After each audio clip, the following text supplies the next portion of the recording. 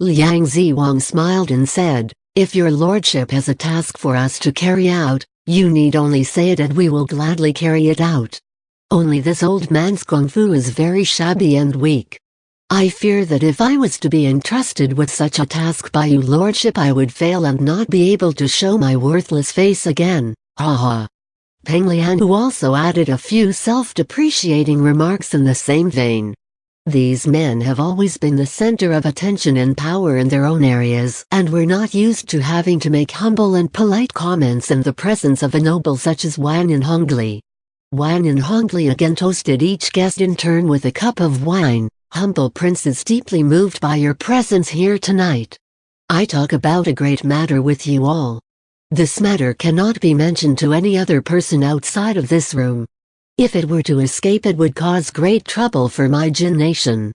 This humble prince places his great confidence in your hands." These words, although humbly spoken, implied a great importance and caused everyone present to take note that this must be a very serious matter that required the utmost secrecy. Everyone, therefore, replied, "Your lordship need not fear, no words that are spoken here tonight will leave this room." The 5 invited guests all knew that the reason for their invitation must be a matter of great importance. Something that would require no small measure of effort to carry out. Although having spared no expense in sending them presents of gold, silver, and other valuables, Wang and Hongli had still not made any mention of what task he would be asking them to perform. Now that he was about to reveal such a deeply held secret, there was not one person present who didn't feel highly interested and excited. Wang and Hongli spoke again, boasting about the weakness of the last 2 emperors Huizong and his son Qinzong and how the mighty Jin army secured a crushing victory over the northern Song Empire. All the guests cheered at this speech. Huang Rong thought to herself angrily, "How shameless! Everyone aside from that Tibetan monk is Chinese. The Jin prince is boasting about how his country had invaded our country and held our 2 emperors captive, and you are all actually cheering him on." She heard Wang and Hongli again speak. "At that time our great Jin soldiers were vigorous, their numbers were vast, but now after almost 100 years the Zhao officials serve our emperor at Hangzhou. Esteemed guests, can you guess why they serve there?" Liang Ziwang said, "Please enlighten us, your lordship." Wang and Hongli sighed. This year Yue Fei had defeated us and he had us in his hands, and although there was no one who did not know it who dared to say it out loud. Our Jin generals knew how to lead troops, but when they encountered Yue Fei they were always defeated. Even after Chen Gui ordered Yue Fei's execution our soldiers were still demoralized by their earlier defeats that they lacked the willpower to act against the southern Song.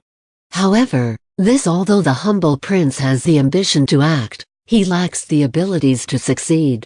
If my guests with their godlike abilities were to help with this enterprise, then there is no way that we could not succeed and earn great merit." All the guests looked at each other without fully understanding exactly what was being asked. They all thought, charging enemies and fighting valiantly, taking cities and seizing territory, truly all of us can do. But could it be that he actually wants us to go and kill the Southern Song Palace's general? Wang and Hongli's face showed self-importance. His voice was slightly trembling. "A couple of months ago, this humble prince was looking through some old files in the palace when I stumbled across a letter left behind by the former emperor. It was actually a few lines written by Yue Fei, the phrasing of which was most peculiar. I puzzled over this for a few months until at long last I figured out its hidden meaning. It turns out that when Yue Fei was languishing in prison he realized that he had no hope of leaving with his life. His loyalty toward serving his country was so great that he wrote down his entire life's learnings regarding battle tactics and other secret military arts in this letter in the hope that it could be passed on to other loyal countrymen who could put them to use in defending China against the Jin invaders. Luckily Chengui was very clever and feared that Yue Fei would try to communicate with people outside of prison, so he was very careful to prepare for such an event. Every guard assigned to watch over Yue Fei was personally selected by Chen Gui as to be known as completely trustworthy and loyal to him. Chen Gui. If the troops formerly under Yue Fei were to get word from Yue Fei and rise up in rebellion against the court, who would stop them? At that time the only reason that there was not such a rebellion was in fact entirely due to Yue Fei not being willing to rebel against his emperor. If he changed his mind and decided to do so, he would have certainly succeeded. What Chen Gui did not know, though, was that Yue Fei didn't have any desire to save his own life, only to save the rivers and mountains of the Song Empire, that is his country. Fortunately, this letter never left the palace even after his execution. Everyone was listening intently to this story, so intently that they forgot to drink their wine. Huang Rong, hanging outside the window, was also listening, mesmerized. Wang and Hongli continued, Yue Fei had no way to communicate his military strategies except through hiding them in his writing. He wrote 4 pieces entitled Pu Se Man, Chu Nuer, He Sheng Zhao and Qi Jian Yue.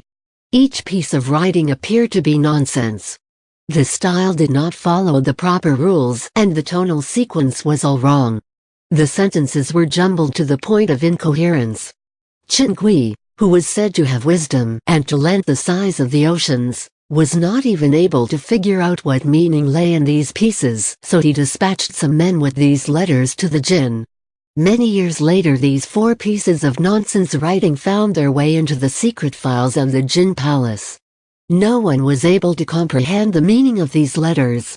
Everyone thought that Yue Fei, who was near execution at the time he wrote these letters, was giving vent to his anger and frustrations by writing such disjointed and senseless verse. Nobody guessed that apparently nonsense verse was in fact a riddle hiding a very great secret. This humble prince though continued to work on these letters until I finally discovered its secret. It turns out that if you took every third word in a piece and put them together, then reverse the order, the hidden message was revealed. In these 4 letters Yue Fei instructed his successors/followers in the arts of military strategy, to continuously attack along the Yellow River and wipe out our Jin armies. But for all of his diligent work for his emperor, it turned out to be all in vain. Ha ha! All the guests gasped in surprise, then one after another began praising Wang and Hongli's intelligence for cracking such a difficult code. Wang and Hongli said, Yue Fei's military abilities were supernatural. When he attacked there was no one more formidable or successful. Imagine if we were to have his book of secret military strategies, the whole empire would be ours for the taking. Everyone suddenly realized what was being asked. Prince Zhao invited us here to do a bit of grave robbing. Wang and Hongli went on, this humble prince thinks that this great book must be with Yue Fei in his tomb. At this point, he paused before continuing, honored guests, you are all brave heroes, and now you must be wondering how I could be asking you to rob a tomb? Furthermore, although Yue Fei is Jin's sworn enemy, his spirit and loyalty is something that is world-renowned. We couldn't possibly disturb its resting place. Humble Prince searched through the historical reports from spies of the Southern Song to look for further clues. It turns out that the day Yue Fei died he was buried nearby beside Zhong'an Bridge. Later Emperor Xiaozong moved his body to Westlake in a temple he had built for him. His cloth cap, however, was buried at another place, and this must be where his book is. This other place is near Linan. As he spoke this last sentence he watched his guests intently. Everyone was listening intently for him to reveal the exact location of the book. Wang and Hongli, however, suddenly changed the topic. Humble Prince again had another thought. Since someone moved Yue Fei items, then I fear that the book must have been taken by them as well. But after some very detailed research, I know that this could not be possible. The people of Song venerated Yue Fei so much that they would not have dared interfere with his belonging. We are certain to find the book at this place. However, in the south, there are many martial people of high ability. If we are to succeed, we cannot allow the slightest word of this to get out, or else some of them may try to search for the book themselves, which would cause no end of trouble. This task concerns the fate of 2 nations, and it is not something I would lightly undertake unless I had the help of the greatest heroes of the Woolen world." Everyone nodded their head at this. Wang and Hongli then said, "Although the location of this book is no small matter, because this affair is indeed difficult to speak of, however with the presence of people of such great ability it is easy to speak. The location of the book is..." At this point, the door to the hall was suddenly pushed open and one man rushed in, his face all swollen and pale. He rushed forward to Liang Ziwang and called out, "Master." Everyone recognized him as the dwarf dressed in green that Liang Ziwang sent to fetch the medicine. When Go Jing went with the caretaker and dwarf to fetch the medicine, he used his left hand to not only support the caretaker and help him walk but also to ensure the caretaker would not dare try to warn the dwarf in any way about Go Jing. The 3 of them went along a long corridor past some rooms before arriving at Liang Ziwang's storeroom. The dwarf lit a candle, opened the doors and entered. Go Jing stepped close to the room where he smelt the pungent scent of various medicinal herbs. He also saw that the table, couch, floor and everywhere else was covered with all types of dried herbs, bottles big and small, jars, bowls, vats and so forth. It seems that although Liang Ziwang was a guest here, he still couldn't help but play around with different medicinal herbs and concoct different drugs. The dwarf seemed to be well versed in the nature of herbs as well as he quickly selected portions of 4 different herbs and wrapped them up in separate packets of white paper which he gave to the caretaker. Go Jing reached out and took the packets before turning and leaving the room. Now that he had the medicine in his hands, he didn't pay any attention to the caretaker. Unfortunately for him though, the caretaker was a slippery fellow. When Go Jing and the dwarf left, he deliberately hung back, waiting until they were past the door. Then he suddenly slammed the door shut, grabbed the door bolt and locked the door, shouting, "Robber, thief!" Go Jing got a big shock and immediately turned to try and push open the door only to find that it wouldn't budge. The door was firmly shut. The dwarf, although he was small, he was by no means slow-witted. He immediately sized up the situation and took advantage of Go Jing's distraction with trying to open the door to quickly snatch the 4 medicine packets out of his hand and threw them into the pond beside the room. Go Jing tried to hit the dwarf with his fists, but the dwarf was too quick and managed to slip away. Go Jing became more frantic and angry. He placed both his palms against the door and used his internal energy to break the door. There was a loud crack as the door bolt snapped and the door flew open. Go Jing rushed in and smashed the caretaker's jaw with one swing of his fist which silenced him immediately. Luckily for Go Jing, Liang Ziwang liked not to be disturbed, so his room was located in an out-of-the-way place in the palace far from anyone else, so the caretaker's screams had not alerted anyone. He rushed out of the room and saw that the dwarf was already a long way off. Go Jing sprinted after him and in no time at all had caught up with the dwarf and grabbed him by the neck. The dwarf, when he heard Go Jing behind him, tried to use his leg to sweep Go Jing off his feet.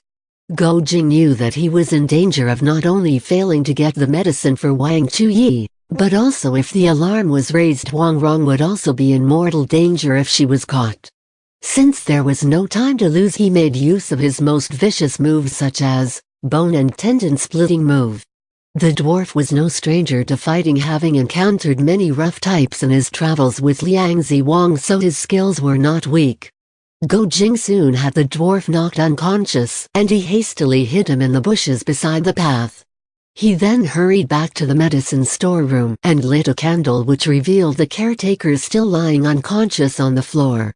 Go Jing cursed himself silently for being so careless. Which 4 jars did the dwarf select the medicine from? I wasn't paying attention, and now I have no idea of which herbs he used. All the jars were marked with strange signs but no words. He thought hard. I remember he was standing here, so maybe I should just grab a little from each jar around here and bring them all back to Wang Chuyi to select from.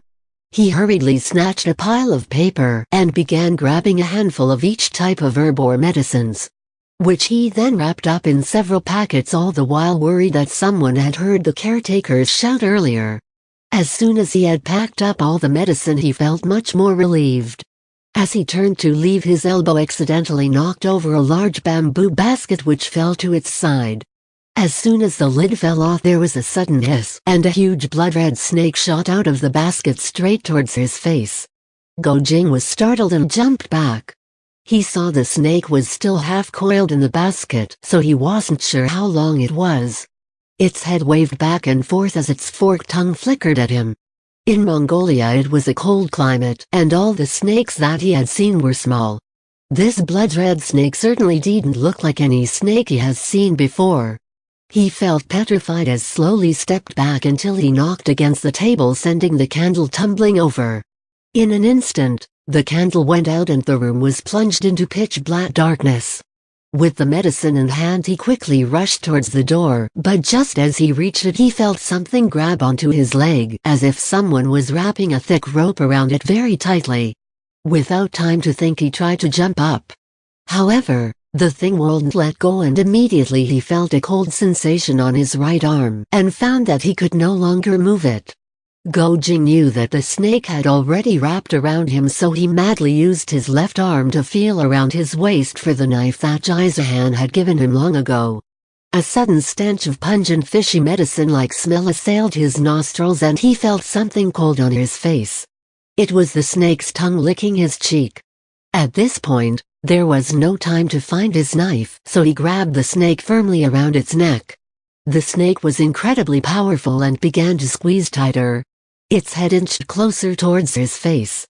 Go Jing tried to hold back the snake, but his arm was becoming numb, and it became difficult to breathe as the snake tightened its grip on his chest. When he tried to use his internal energy to loosen the snake's grip, it gave him slight relief before the snake resumed its crushing grip. Go Jing's left arm was beginning to lose strength. The stench of the snake's breath was unbearable and made him feel nauseous. He knew that he would not be able to hold off the snake for much longer. Eventually, he might lose consciousness and loosen his grip, then the snake would strike. When the dwarf who was knocked unconscious by Go Jing eventually came around, his first thought was Go Jing. He looked over to his master's storeroom, but saw it was dark and silent. He assumed Go Jing had already fled. So he rushed back towards the fragrant snow hall to report to his master Liang Ziwang. Huang Rong got a shock when she heard the dwarf's report. She executed the move goose lands on flat sand to quietly drop to the ground. When the guests in the hall were listening to Wan and Hongli's story, no one paid any attention to what was going outside. However, as soon as they were interrupted by the dwarf's news, this was no longer the case. In a room full of people with such high martial arts abilities who were no longer distracted, could any of them now fail to notice Wang Rong's almost silent move outside? Liang Ziwang was the first to move. In a flash he was outside and standing in front of Wang Rong, blocking her path. "Who are you?" he demanded. Huang Rong could see by the way Liang Ziwang moved that his ability even exceeded hers. Considering that there was a room full of other highly skilled martial artists, this was no time to start a fight, so she simply smiled and said sweetly, "This plum tree has such beautiful blossoms, could you please break a twig of them off for me?" Liang Ziwang didn't expect to see such a beautiful young woman standing outside dressed in such splendid clothing. When he heard her delicate laugh like pearls tinkling on jade, he couldn't help being surprised. He thought that she must be a palace lady, possibly Lady Kunjin, so he immediately broke off a twig of plum blossoms to give to her. Huang Rong smiled and received the blossom, saying, "Thank you, kind sir." By this time all the rest of the guests were standing by the door watching the proceedings. Peng Lian, who turned to Wan and Hongli and asked, "Sir, is this lady from the palace?" Wan and Hongli shook his head and said, "No." Peng Lian, who went over and stood in front of Huang Rong blocking her way, saying, "Please wait a moment, lady. Let me also break off some blossoms for you." His right hand moved to execute a holding lock, grabbing her wrist, extending his 5 fingers towards her side, then suddenly flipping his hand to a claw and striking at her throat. Huang Rong initially intended to pretend to be a simple lady with no martial abilities and not that bright, so that play for time and find a way to escape. She didn't expect that Peng Lianhu not only had the great martial ability, but that he was very sharp and saw right through her deception. His blow was so strong that she had no alternative but to dodge, raising her right hand in a sweep, thumb touching index finger, the remaining fingers outstretched as if like an orchid shooting out. Her execution of this move was not only of the highest skill, but also exquisitely beautiful. Peng Lianhu knew that if she landed her strike on his corner pull cure point, then his whole arm would become numb and useless. So he was forced to suddenly change his strike to avoid her counter-strike. He was shocked that not only did this very young lady have such outstanding skill and speed, but that she also knew such secret cure point gongfu. Although he had seen many types of gongfu in his time, he had never seen this orchid touch cure point style before. This orchid style relies upon speed, accuracy, surprise, and purity. Of these, purity was the most important. It requires graceful execution and an easy and relaxed manner to execute properly, as if the person using it had not a care in the world. If it was executed with too much urgency or viciousness, then it would lose its advantage in a fight. As Huang Rong executed the orchid style, everyone else watched in astonishment. Peng Lianhu laughed. "Little girl, what is your good name, please? Who is your honorable master?" Huang Rong smiled and replied, "This sprig of plum blossoms is quite pretty, is it not? I must go and put it into a vase." She didn't answer Peng Lianhu at all. Everyone else looked at her suspiciously, wondering where on earth she came from. Hu Tonghai said sternly, "Elder Peng asked your name. What's the matter, didn't you hear?" Huang Rong asked innocently. "He asked something?" Peng Lianhu actually saw Huang Rong earlier during the day in disguise making fun of Hu Tonghai. Now seeing her here again, acting so impertinently, he suddenly thought, that filthy beggar boy is actually you in disguise. Suppressing a laugh, he said, "Elder Hu, don't you recognize who that girl is?" Hu Tonghai was shocked. He looked Huang Rong over a couple of times while Peng Lianhu said, "You were chasing someone all day today around in circles, how could you forget?" Hu Tonghai again looked at Huang Rong blankly until at last, he recognized her. Yeah, that filthy boy. When he was chasing Huang Rong, he never stopped cursing her as filthy boy. However, even though he had now become a she, he couldn't help but curse her as before. He raised both fists and charged her, but only grasped Summer as Huang Rong deftly dodged aside. The Dragon King of the demonic group Sha Tongtin's body became a blur as he moved forward and clutched Huang Rong's right wrist, calling out, "Where are you running to?"